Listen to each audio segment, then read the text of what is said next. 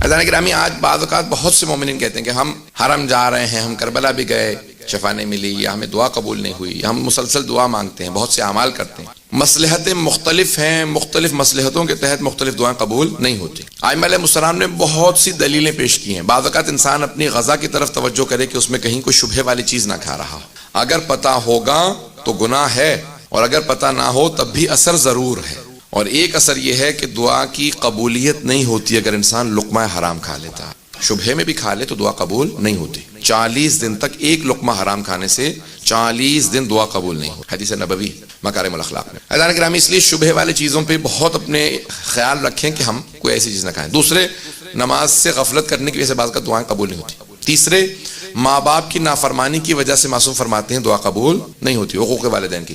چوتھے، جو صلہ رحم نہ کرتے ہوں، اپنے رشتہ داروں سے قطع تعلق کر رکھا ہو، ان کی دعائیں قبول نہیں ہوتی۔ اور ایک اور وجہ ہے دعاؤں کے قبول نہ ہونے کی، معصوم فرماتے ہیں کہ بعض اوقات اللہ کسی کے مانگنے کو بہت زیادہ پسند کرتا ہے، اسے مانگنا، اللہ کا اس کا مانگنا اتنا پسند ہے کہ اللہ کہتے ہیں اس کی دعا قبول نہ کرنا، مجھے اس کا مانگنا اتنا پسند ہے، یہ مانگتا رہے، میں اس کے دعا قبول نہ کرنے میں اس کو آخرت میں اتنا اجر دے دوں گا کہ خود سے کہے گا پروردگارا پھر تو کوئی دعا ہی قبول نہ کرتا، تو نے اتنا نوازیا آخرت کے اندر۔ بہت سے لوگ کہیں گے پروردگارا یہ کس چیز کا اجر ہے؟ کہ یہ دعائیں جو قبول نہیں ہوئی تھی ان کا اجر ہے۔ نامہ اعمال میں بہت سے لوگ نامہ اعمال کھولیں گے، اتنا اجر، کہ یہ کن چیزوں کا اجر ہے؟ تو فرشتے کہیں گے وہ جو دعائیں قبول نہیں ہوئی تھی ان کا اجر ہے۔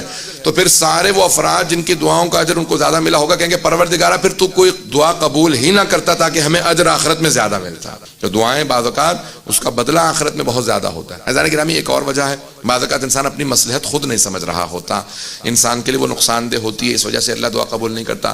تو دلیل بہت زیادہ امام سجاد علیہ السلام نے بہت سی دلیلیں دی، جن میں سے اگر آپ دیکھیں تو صحیفہ سجادیہ کی مختلف دعاؤں میں امام نے طریقے بتائے ہیں کیسے دعا مانگو کہ دعا قبول ہوتی چلی۔ معصوم نے فرمایا ہے کہ ہر دعا کی قبولیت کے لیے کوئی نہ کوئی واسطہ ضرور ہوتا ہے۔ ہم وسیلے کے قائل ہیں نا، ہم وسیلے کے قائل ہیں، ہم ائمہ علیہ السلام کو وسیلہ مانتے ہیں۔ معصوم فرماتے ہیں ہر امام کا ایک واسطہ ہے، کوئی نہ کوئی واسطہ پیش کرو گے تو دعا قبول ہو جائے گی۔ تو ائمہ علیہ السلام کے ہر امام کا ایک واسطہ ہے، ہر امام کا ایک واسطہ ہے۔